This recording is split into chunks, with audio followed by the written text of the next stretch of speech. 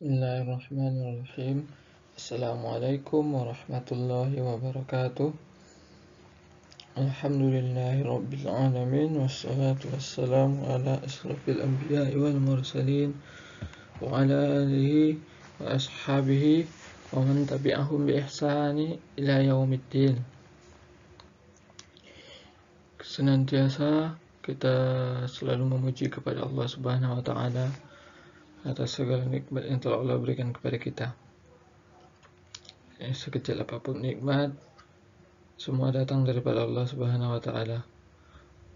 Selawat dan salam semoga senantiasa tercurah kepada Nabi besar kita Nabi Muhammad sallallahu alaihi wasallam. Juga untuk keluarganya dan para sahabatnya radhiyallahu anhum. Semoga Allah meridhai mereka semuanya. Dan semoga kita senantiasa istiqomah di atas sunnah hingga akhir hayat kita. Amin. Baik anak-anak Ustadz, hari ini kita melanjutkan lagi pembelajaran kita yang kemarin. Masih pada tema 5, subtema 1. Kita masuk ke pembelajaran 3, 4, dan 5. Ada pembelajaran 6 kita gabungkan saja di sini. Dan pembelajaran ke-6 hanya pengulangan materi ya. Jadi nggak terlalu dibahas juga, nggak masalah kayaknya. Sekarang kita masuk di pembelajaran pertama. Pembelajaran pertama itu harusnya ada 2 juga. Tapi kalau Ustaz perhatikan, kemarin sudah dibahas. Dan sempat kita bahas dan sudah Ustaz kasih tugas juga. Jadi Ustaz ambil satu pembelajaran aja. Yaitu siswa mampu menunjukkan sifat-sifat cahaya terkait dengan cakram warna. Baik, pembelajaran kita kali ini berkaitan dengan cakram warna.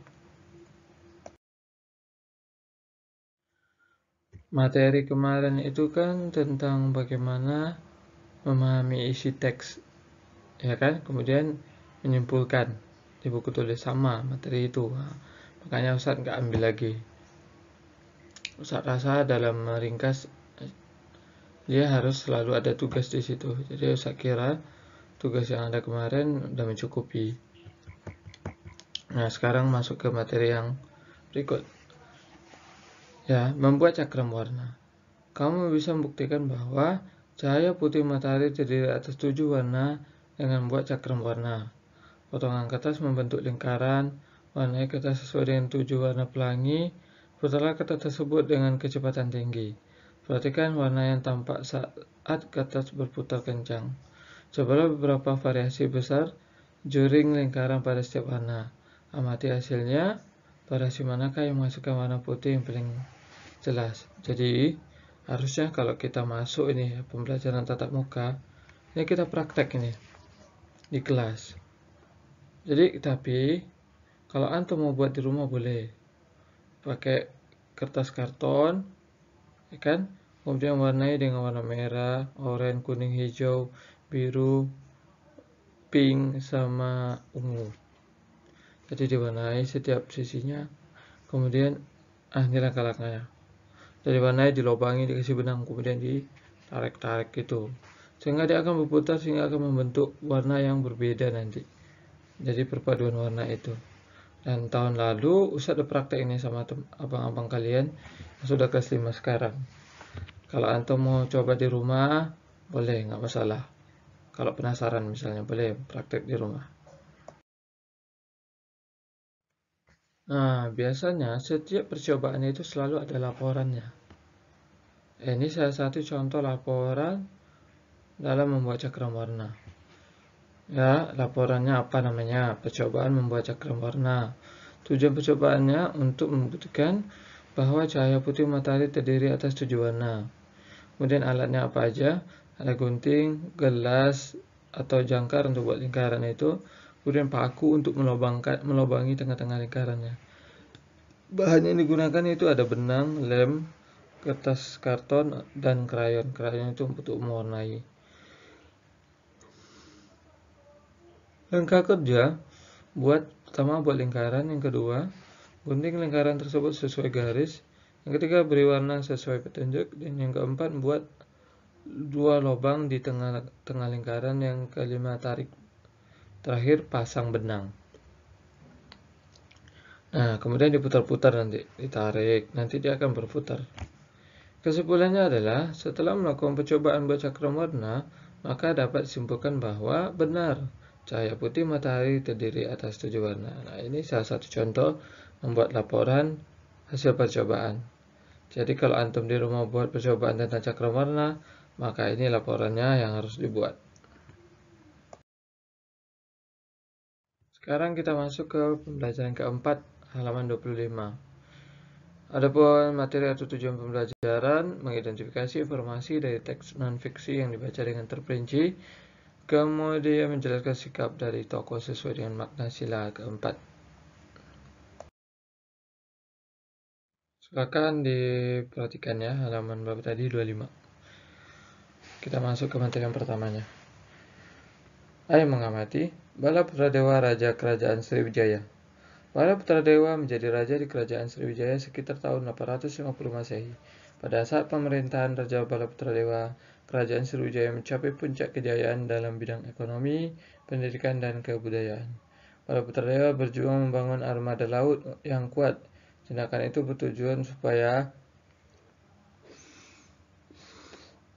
jalur pelayaran di wilayah Sriwijaya menjadi aman. Banyak pedagang merasa aman ketika singgah. Peningkatan ekonomi diperoleh dari pembayaran upeti, pajak maupun keuntungan dari hasil perdagangan. Dengan demikian, Sriwijaya berkembang menjadi kerajaan yang besar dan makmur. Ya, kerajaan Sriwijaya di Palembang.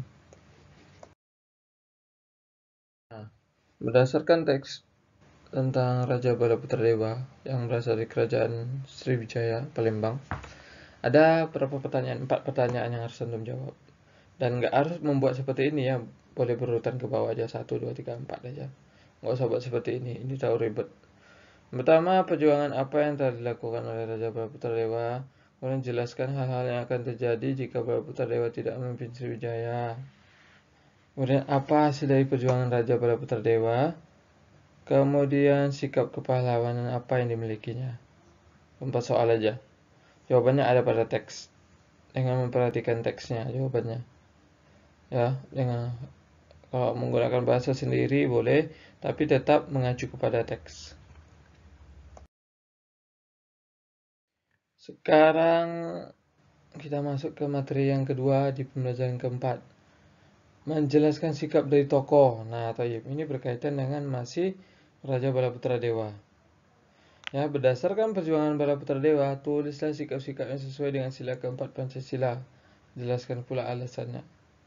Ya, minimalnya pokoknya 4 lah maksimal. Nggak usah banyak-banyak. Sikapnya apa? Alasannya apa? Silakan berdiskusi dengan orang tua. Cari jawaban di dalam buku boleh.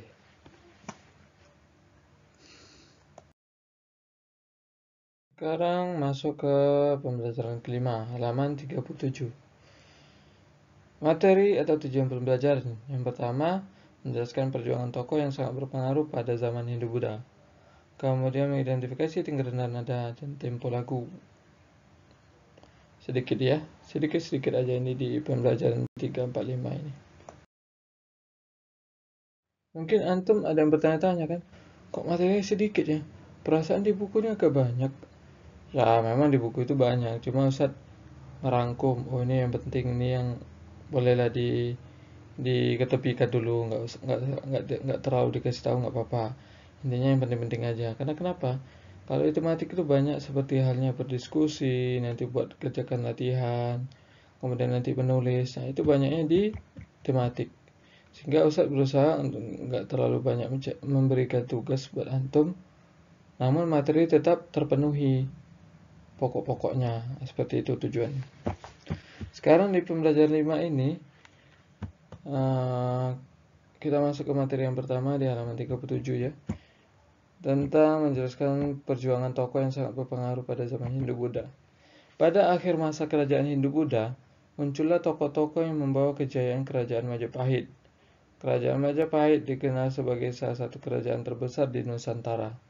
Siapakah mereka? Mari kita simak. Nah, ini daerah kekuasaan Majapahit itu nih, seluruh Nusantara ini. Dulu mereka kuasai itu. Kerajaan Majapahit yang pertama kali dipimpin oleh kerajaan yang paling terkenalnya ini, Gajah Mada. Nah, ini yang dipimpin oleh Gajah Mada dulu. Itu yang paling terkenal.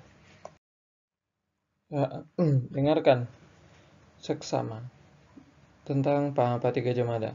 Gajah Mada adalah seorang panglima perang dan tokoh yang sangat berpengaruh pada zaman kerajaan Majapahit.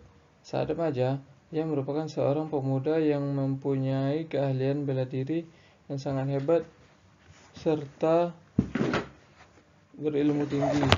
Pada usia 19 tahun, Gajah Mada berhasil menyelamatkan rajanya, Prabu Jayanegara. Oleh karena kecakapannya, pada tahun 1319 ia diangkat sebagai Patih Kahuripan. 2 tahun kemudian ia diangkat sebagai Patih Kediri. Ya, lanjut baca sendiri aja. Itu banyak nanti. Antum boleh baca sendiri pada buku antum, biar antum juga paham nanti tentang isi teksnya seperti apa. Ini juga bagian dari peninggalan kerajaan Majapahit ya. Awalnya ini dari kerajaan Kediri, namun digunakan pada masa Majapahit. Ini termasuk apa ya? Kerajaan Hindu. Jadi mereka orang-orang Hindu kan beribadah di candi-candi gitu. Menyembah apa tak tahu lah, Pak. Yang jelas itu merupakan bagian dari kesyirikan kalau di agama kita. Kenapa? Karena dia beribadah kepada selain Allah.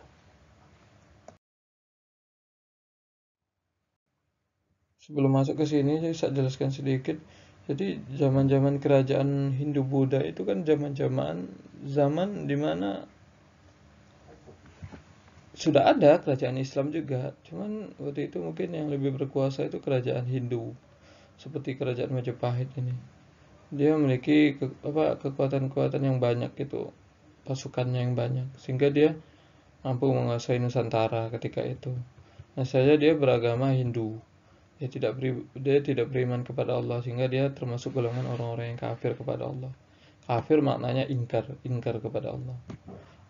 Dia mengingkari Allah. Apa karena tak tahu kita apa karena sudah pernah masuk agama Islam mendakwai dia atau belum, Allah alam nggak tahu. Jelas pada tahun 1300-an itu ketika kerajaan Majapahit ini ada, ya mereka beragama Hindu. Agama Hindu ini datangnya dari India. Jadi India datang pedagang-pedagangnya mungkin. Dia mendakwakan agama Hindu di Indonesia ini. Buddha juga. Islam itu datang juga dari para pedagang-pedagang. Ya, mereka mendakwakan agama Islam di Indonesia. Tapi berkaitan dengan materi yang terakhir ini, yaitu mengidentifikasi tinggi rendah nada. Saya sebenarnya gak suka membahas materi masalah berkaitan dengan lagu, dengan musik, dengan yang berkaitan dengan hal-hal yang sifatnya nggak perlu gitu dalam agama kita. Tapi ya sudahlah, mau gimana, memang harus disampaikan. Hanya saja yang perlu antum ingat semua bahwa Islam agama yang sangat mulia, yang sudah sempurna. Jadi nggak perlu lagi ada tambahan-tambahan yang tidak diajarkan oleh Rasulullah. Tak perlu membuat sesuatu yang baru dalam agama. Terutama lagu ini sudah dijelaskan oleh Rasulullah bahwa lagu ini, musik-musik itu termasuk sesuatu yang diharamkan. Dan lagu-lagu itu, nyanyian-nyanyian itu merupakan seruan-seruan dari syaitan untuk menyesatkan manusia. Kalau antum perhatikan seorang yang sudah terbiasa mendengarkan musik itu, dia pasti nggak suka mendengarkan lagu. Maksudnya dia nggak suka mendengarkan Al-Quran. Nggak betah dia. Kenapa? Karena sudah terbiasa dengan nyanyian-nyanyian. Nyanyian itu muazinnya panggilan seruan-seruannya syaitan itu. Sehingga akan berlawanan antara Al-Quran dan musik. Nggak akan bisa menyatu. Makanya kalau antum menghafal Al-Quran, jauh-jauhlah dari musik, jauh-jauhlah dari mendengarkan musik-musik. karena musik itu dalam agama kita hukumnya haram. Itu agar antum ingat. Jadi ketika Ustadz menjelaskan ini pun hanya sekedar penyampaian bagian dari pembelajaran aja, namun tidak untuk kita lakukan. Ya, jadi kalau dalam teks pembelajaran ini Maju Tak Gentar itu dikarang oleh C. Simanjuntak. Maju Tak Gentar mempunyai birama 4/4. Tema yang terdapat pada teks Maju Tak Gentar adalah semangat dalam berjuang. Itu aja kan? Harapan yang kemarin Ustaz juga udah bahas itu. Nada semakin ke kanan semakin tinggi. Kalau dia ke kiri berarti rendah. Ketukan yang terdapat pada birama pada Maju Tak Gentar 4/4 artinya setiap ketukan terdiri atas 1/4. Nah itu masih ingat lah ya, insyaallah. Alhamdulillah materinya udah selesai ya. Demikianlah materi yang singkat ini. Semoga memberikan manfaat bagi kita semuanya. Ustaz ingatkan bahwa kita PH itu mungkin hari Jumat ya, atau tetap hari Senin. Karena ini PH-nya open book, sifatnya penugasan. Jadi sebenarnya kalaupun besok PH juga bisa. Karena antum nggak harus memperhatikan kisi-kisi dulu kan. Boleh langsung dengan memperhatikan buku karena sifatnya penugasan. Nanti Ustaz informasikan lagi apakah PH-nya hari Jumat atau hari Senin. Ya, wassalamualaikum warahmatullahi wabarakatuh wa ala alihi washabihi wasallam. Subhanakallahumma wa bihamdika asyhadu an la ilaha illa anta astaghfiruka wa atubu ilaik. Barakallahu fikum. Wassalamualaikum warahmatullahi wabarakatuh.